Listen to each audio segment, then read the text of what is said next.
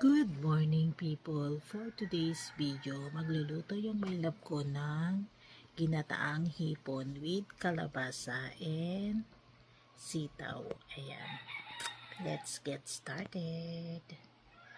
Igisa ang bawang, sibuyas at luya. Ayan.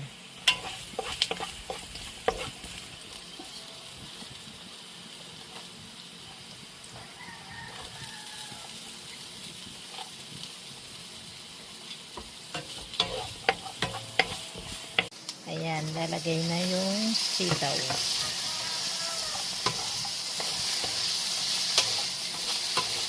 And kalabasa. Ayan, then palalambutin muna natin. Ayan. Ayan, para lumambot, syempre, lagyan natin ng gata. Ilagay na natin yung gata. Ayan. Para magsama-sama na rin yung mga lasa dyan. Ayan. Ayan, syempre, lalagyan na rin natin ng pampalasa. Ayan. Patis. Siyempre kayo na bahalang magtansya kung ano sa panlasa nyo. Ayan. Ground black pepper. Yan. Hayaan muna natin dyan hanggang sa lumambot yung sitaw at kalabasa. Ayan. And malambot na yung sitaw sa kayong yung kalabasa. So ilalagay ko na yung ilalagay na ng my love ko yung hipon. Ayan. Madali lang kasing maluto tong hipon eh. Kaya better na panghuli talaga kasi hindi rin siya maganda pag na-overcook siya. Ayan. Ayan guys, luto na siya.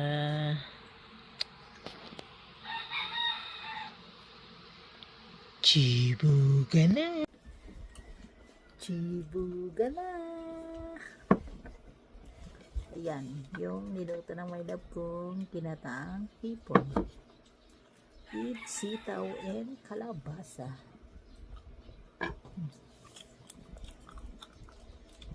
Wait, ayan. Tapos meron din ako dito. Ayan, boiled eggs. Ayan. No rice.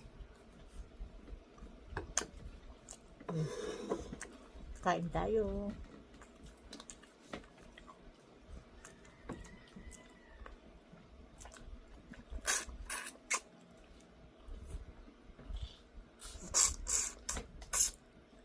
Sarap.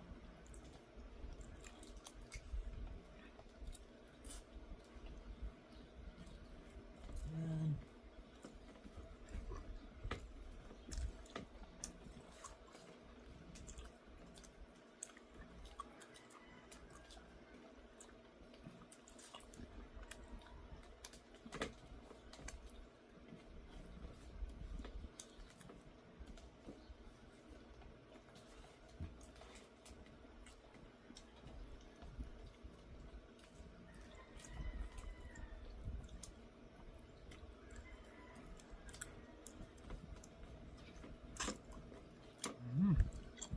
Sarap.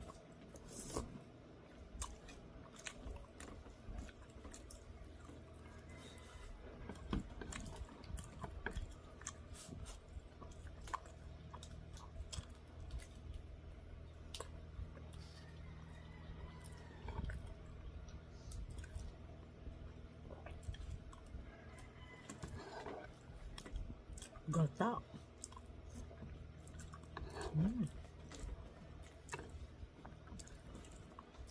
Perfect.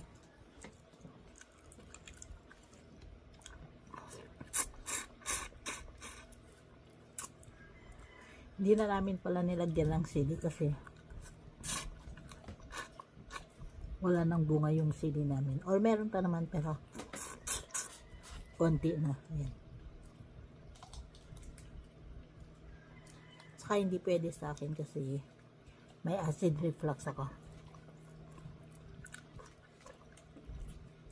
Natitrigger siya.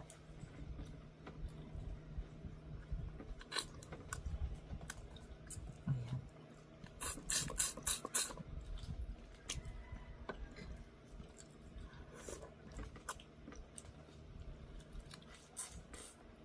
Sarap.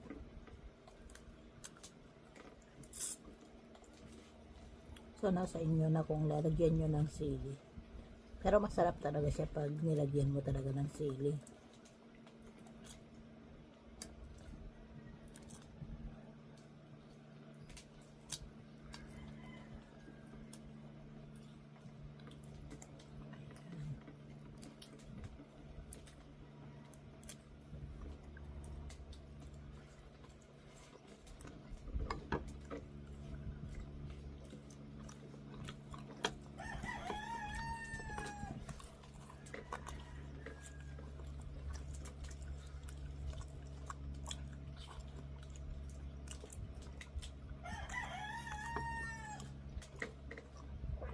Manamis na miss yung kalabasa.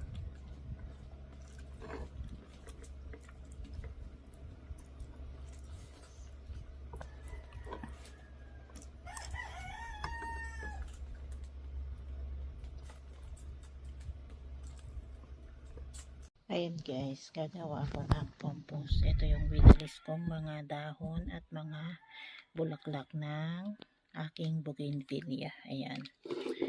Ako na lang pala may lab. So, ilalagay ko na itong ayan, papel. Mga papel. Ayan. Pwede rin naman ito yung dahon. Ayan. And then, yung mga pinagtabasan ko ng mga gulay. Ayan. Tapos yung prutas. Ayan. Saging. And then eto. Powdered eggshell and mussel fertilizer. Ayan. Ayan, dinurog ko lang na eggshell and mussel. Ayan. Shells. And then, ground coffee. Ayan. Walang sukat-sukat tong sa akin. Ayan. Depende sa available ng ingredients. Ayan. And then, lalagyan ko lang siya ng lupa. Ayan. Tatabunan ko lang ng konting lupa. Ayan. Pwede rin namang hindi nyo nalagyan ng lupa. Kaya lang, mas gusto ko kasing lagyan kasi mas mapapabilis yung decomposition niya. Ayan. Pag-decompose niya. Ayan. Ayan, nilagyan ko din siya ng bone meal saka coco peat. Ayan. Pwede rin kayong maglagay ng manure kung gusto nyo. Ayan. Kaso sa akin, hindi ko nalalagyan kasi hindi available yung walang available na sa amin dito. Ayan. Ngayon, walang available na manure. Ayan. Ganyan lang.